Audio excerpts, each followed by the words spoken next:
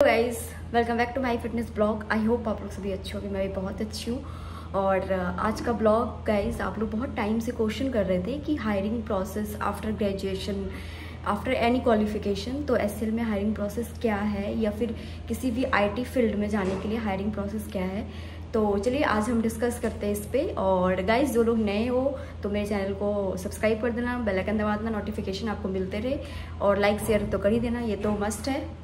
तो बोलने की ज़रूरत है नहीं गाइज, आप लोग इतना सपोर्ट करते हो, इतना प्यार करते हो, तो थोड़ा सा और प्यार दिखाओ ताकि। और चलिए गाइज, आज का ब्लॉग स्टार्ट करते हैं विदाउट एनी फालतू चीज़ ऐड की हो। तो फिर आप लोग जैसे जानना चाहते थे कि अगर हम नॉर्मल ग्रेजुएशन कर रहे हैं या फिर बीटेक कर रखा है या फिर आफ्टर 12, तो कैसे जॉब में सर्च करें या फिर आईटी फील्ड में कैसे जाएं, तो इसके ऊपर आज का ब्लॉग रहेगा। तो चलिए फिर देखो, जब आप बीटेक करते हो, कोई भी क्वालिफिकेशन या फिर कहीं से भी कोई भी कॉलेज से करते हो या 12th करते हो, तो देखो मैं पहले आपको स्टेप वाइज बताती हूँ। पहले बीटेक का बताती हूँ, देन आपको 12th का बताऊंगी।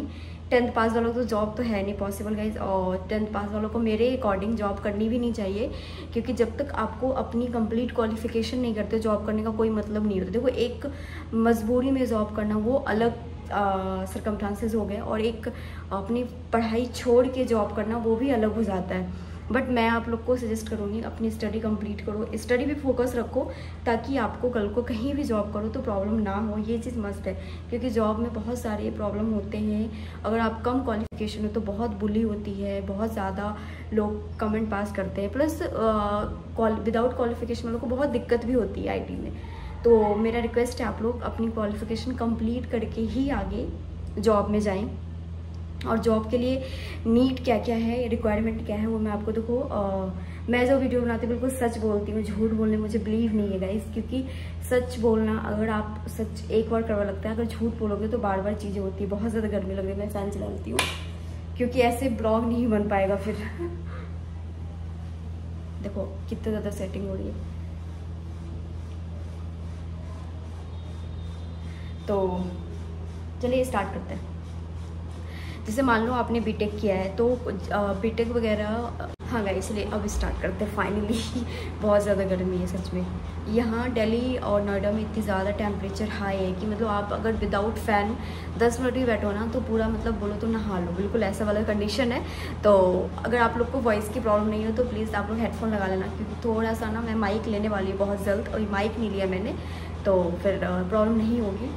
तो चलिए स्टार्ट करते हैं। अगर मान लो, देखो आप लोग को पता है कि मोस्टली बीटेक या फिर आईटी से रिलेटेड जितनी भी क्वालिफिकेशन है, ये सारी कॉलेजेस बाहर बड़ी बड़ी होती है। हर एक स्टेट में, हर एक डिस्ट्रिक्ट में अलग अलग कॉलेजेस होते हैं, तो उसमें कॉलेज में, कंपनी में प्लेसमेंट होती है। तो अगर आप जैसे मान लो कोई एग्ज़ाम्पल ले लेते हैं, एज ए एग्ज़ाम्पल ले रही हूँ, जैसे दिल्ली की कोई, आप दिल्ली यूनिवर्सिटी में हो, तो यहाँ पे क्या है ना, प्लेसमेंट के लिए कंपनीज आती है। आप अगर 3rd ईयर में हो, 4th ईयर में हो, तो प्लेसमेंट स्टार्ट हो जाती है, इंटर्नशिप स्टार्ट हो जाती है। इंटर्नशिप 3rd ईयर से करने लगते लोग। तो प्लेसमेंट जब आप होती है तो उसमें कंपनी आती है, तो उसमें आप इंटरव्यू वगैरह देते हो, फिर उसके अकॉर्डिंग आपकी जॉब कैसे करना है वो सब चीज़ें मैं आज पूरा डिस्क्लोज करूँगी अच्छे वे में, एक प्रॉपर स्टेप वाइज। तो ब्लॉग में बने रहना गाइस। मान लो आपने फर्स्ट कोई कंपनी में सेलेक्ट हो गए, ठीक है। उसके बाद जब आप कंपनी में आते हो तो हायरिंग प्रोसेस में आप लोग को तो पता चल ही जाता है बेसिकली कि कैसे कैसे हायरिंग होती है। वो आपको 3rd ईयर 4th ईयर से बताने लगते हैं कि कितने शेड्यूल इंटरव्यू होते हैं, कितने राउंड होते हैं, क्या क्या क्वेश्चन पूछे जाते हैं, तो वो सब रिलेटेड आपको नॉलेज मिल जाता है आफ्टर कॉलेज। तो फिर जैसे मान लो आपकी हायरिंग हो रही है, तो फर्स्ट स्टेप क्या होता है आपका, सेल्फ इंट्रोडक्शन। सेल्फ इंट्रोडक्शन आपका बिल्कुल खुद पे होना चाहिए, खुद पे ही क्वालिफिकेशन पूछा जाता है। और गाइस, अगर आप स्टार्टिंग सेल्फ इंट्रोडक्शन दे रहे हो तो बिल्कुल कॉन्फिडेंस देना, और डिफरेंट, क्योंकि अगर कॉन्फिडेंस नहीं होगा ना तो वहीं पे बंदा छट जाता है। अगर आपको वो चीज़, मान लो मुझसे कोई क्वेश्चन पूछा गया कि Mahi tell me about yourself, अगर मुझे नहीं भी रिमेंबर्ड है या फिर मुझे नहीं भी ध्यान है, तो मैं फिर भी एज अ कॉन्फिडेंस बोलूँगी, एज अ फ्लुएंट बोलूँगी, क्योंकि मैटर यही करता है आपके अंदर कितना कॉन्फिडेंस है, आपके फेस पे दिखना चाहिए। जैसे मैं मान लो अभी आपसे बात कर रही हूँ, अगर मैं ऐसे बोलूँ, अच्छा गाइस आप ऐसे, अच्छा गाइस इसके बाद, तो ये चीज़ आपको मतलब थोड़ा सा इरिटेटिंग लगेगा ना, कि अच्छा ये लड़की, इसके अंदर कॉन्फिडेंस नहीं है, इसके अंदर नॉलेज नहीं है, कैसे बोल रही है ये, तो वो चीज़ होता है। सेम ये चीज़ आपको बिल्कुल कॉन्फिडेंस से बोलना है। जैसे मान लो आपसे पूछा जा रहा है tell me about yourself, तो मैं ऐसे बोल के दिखा रही हूँ आप लोगों को। तो देखो, my name is Mahi, I am from Bihar and I have completed my BTech. ऐसे आपको ऐसा कॉन्फिडेंस बोलना है और अपने फेस पे एक्सप्रेशन रखना है। तो पता है क्या होता है ना, तो बंदा वहीं देखता है अच्छा इसके अंदर कॉन्फिडेंस है, इसको सेलेक्ट करता है। आपसे पूरी इंट्रोडक्शन भी नहीं लेंगे। तो ये गाइस मस्ट है। जब मैं खुद बीटेक कर रही थी ना, तो मुझे बहुत प्रॉब्लम हुई थी। मुझे मतलब इतना नॉलेज नहीं था उस टाइम, इतना यूट्यूब का भी क्रेज़ नहीं था।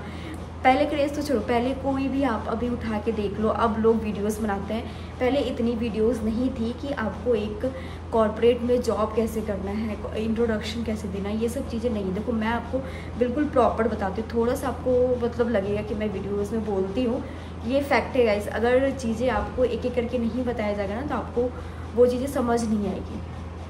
तो पहला है मस्ट आपके अंदर कॉन्फिडेंस होना चाहिए। आपको चाहे कॉम्स ना आए, चाहे कोई क्वेश्चन ना आए, या फिर चाहे आपको कोई भी रिलेटेड मतलब कहते हैं ना कुछ भी उसके बारे में नहीं भी पता है, फिर भी आप एक कॉन्फिडेंस से बोलोगे तो वो आपके लिए प्लस पॉइंट हो जाता है। ठीक है, उसके बाद कॉम्स चेक करने के लिए हमेशा, ये मैं हमेशा वीडियोस में बोलती हूँ, तो अभी भी बताती हूँ। कॉम्स के लिए हमेशा एक ही क्वेश्चन पूछा जाता है कि आप जैसे किसी भी स्टेट से हो, अभी ट्रेंडिंग टॉपिक चल रहा है, उस पर आपको बोलना है। तो ये सब कॉमन है, आप ये कर लोगे अपने अकॉर्डिंग।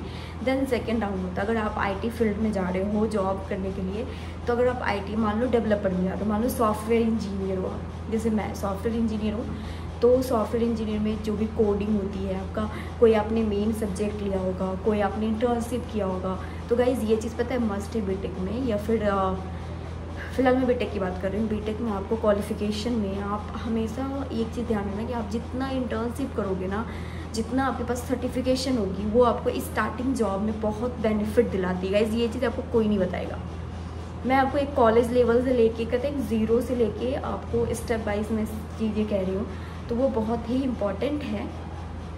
तो ये चीज़ आप लोग ध्यान रखना बिल्कुल कि जितना इंटर्नशिप कर लोगे ना, लास्ट ईयर थर्ड ईयर से क्या होती है ना बीटेक में, मतलब सब्जेक्ट भी कम हो जाते हैं, प्लस उतना पढ़ाई भी नहीं रहता, क्योंकि लोग मोस्टली मूव होने लगते हैं इंटर्नशिप पे, प्रोजेक्ट पे, क्योंकि प्रोजेक्ट भी करना होता है।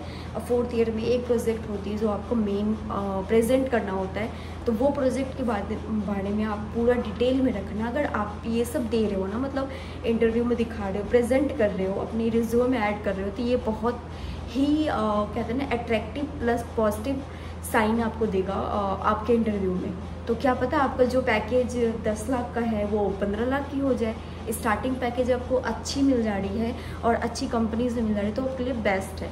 अगर मान लो आपको नॉर्मल कंपनी में मिल रही है 5 से 6 लाख, 3 लाख, 4 लाख की पैकेज मिल रही है, स्टार्टिंग पैकेज इतना ही मिलती है, तो वो आपको फिर बहुत स्ट्रगल करके जाना पड़ेगा, क्योंकि आपको पता है कि IT में इतनी जल्दी सैलरी नहीं इंक्रीज़ होती है, काफ़ी टाइम लगता है। तो वो चीज़ बहुत मस्ट है। तो अपना रिज्यूमे ऐसा रखना जो आपको रिमेंबर है, या फिर जो आपको आता है आप वही ऐड करना। बहुत लोग क्या करते हैं ना, अगर मुझे मान लो AI नहीं आ रहा, ठीक है, मैं फिर भी AI डाल दिया, मुझे ये नहीं आ रहा मैं फिर भी, लेकिन आपको जो आता है वही डालो। बिल्कुल कॉन्फिडेंस गाइस, क्योंकि कॉन्फिडेंस ही आपको लाइफ में बहुत ही अच्छा प्रेजेंट करती है और हमेशा आपको अंदर से स्ट्रॉन्ग फील करती है। बहुत ही इम्पॉर्टेंट रोल है। मैं खुद बहुत डरी थी, सहमी थी फर्स्ट जॉब में, और उसके बाद फिर मुझे भी बहुत सारी चीज़ें फेस करना पड़ा। वो मैं आगे बताऊँगी कैसे कैसे करना है। चलिए आज का ब्लॉग ही मैं इस टॉपिक पे बताती हूँ।